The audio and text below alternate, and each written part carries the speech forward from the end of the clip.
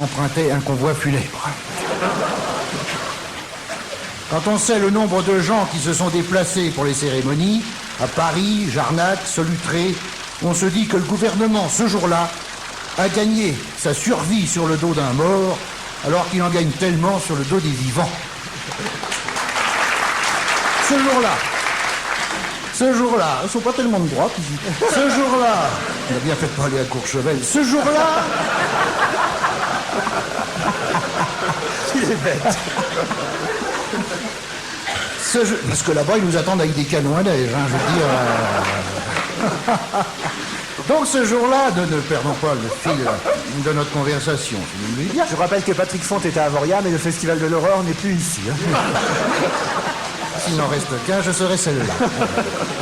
Ce jour-là, la cote de popularité de François Mitterrand, vous le savez, atteignait 98%. Et comme me dit un ami belge au téléphone, avec une telle cote, il sera bientôt réélu, n'est-ce pas? Ce qui tendrait à prouver qu'en France, pour avoir quelque chance de rester au pouvoir, il faut être mort. Et c'est pas Charles Millon qui me contredira. Ce mec est cliniquement vivant, c'est tout. Mais pas plus. Le jour où la presse annoncera Charles Millon est décédé, les gens diront encore. Quand il allume sa cigarette, j'ai toujours peur qu'il mette le feu à la paille dont il est constitué. Car il est empaillé. Ça se voit, bien sûr. Il n'y a pas de mal, on a le droit d'être empaillé, je rien contre les empaillés. Tiens, et voilà une idée. Une idée pour l'avenir. Un conseil de ministres empaillé. Qu'est-ce que ça changera, je vous le demande, et vous me répondez? Rien. À chaque nouveau ministère, le Premier ministre achète 40 poupées gonflables et 280 kilos de paille. Et on a un gouvernement écologique. Un seul point noir, si le président attrape facilement le rhume des foies. Naturellement, le ministre de l'Intérieur serait bourré de paille de fer, comme Pasqua l'a toujours été. On ne l'a jamais vu dans l'eau, ça prouve bien qu'il a peur de la rouille. Pasqua qui avoue avoir une secrète admiration pour Mitterrand. On nous prend vraiment pour des cons. Ah, c'est un chef-d'œuvre. C'est un chef-d'œuvre. Une secrète admiration. Voilà qui me trouerait le cul si ce n'était déjà fait. Ah bon? En 52, chez les Jésuites. Patrick, c'est dit non. Ah bah il faut rendre à César. Hein. Ils nous l'ont assez dit, alors maintenant on rend la monnaie. Une secrète admiration. Pasqua, il a passé son temps à gonfler ses bajoux pour nous souffler dans les oreilles, je cite, la politique de Mitterrand est catastrophique, tout en lui vouant une secrète admiration. Et mon pull, c'est du coulet?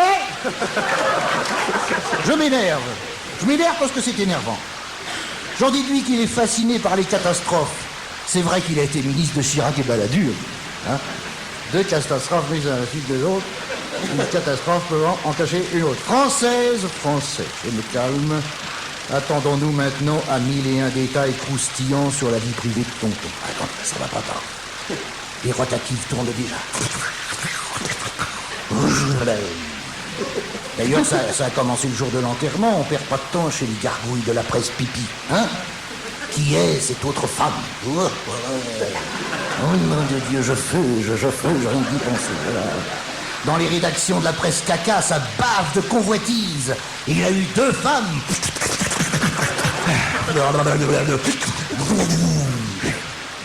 Et s'il en avait eu une 3e, puisque jamais 2 sans 3.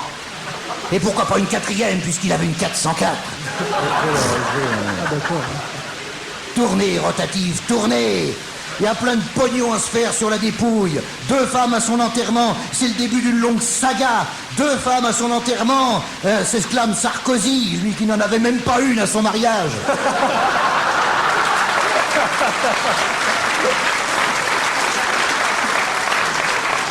Enfin si, mais elle était empaillée. 2 femmes à son enterrement, les Américains se disent choqués. Ils sont choqués. Oh, ils font un gros choquet, là. Ils font un gros choquet, les Américains. Oh, là, ils sont choqués. Ils sont choqués, les Américains. On peut ratiboiser les 9/10 de la population indienne et violer tout ce qui reste, mais 2 femmes à son enterrement, shocking. Salopard! Que les Américains soient choqués, voyez-vous, mesdames, messieurs, ça m'interpelle quelque part. Ne cherchez pas. Ou alors mettez-vous des boules de pièces dans le nez. Car l'Amérique sait, c'est pas des cons, hein, c'est pas des cons, il y en a.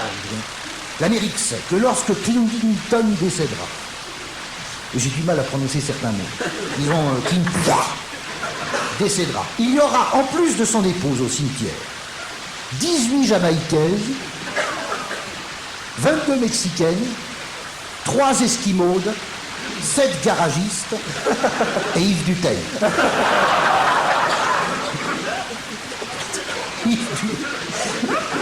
Non mais c'est dégueulasse. Non, je le mets à toutes les sauces parce que ça me fait rire. Rien que quand j'entends Yves Duteil, je me marre. C'est comme ça.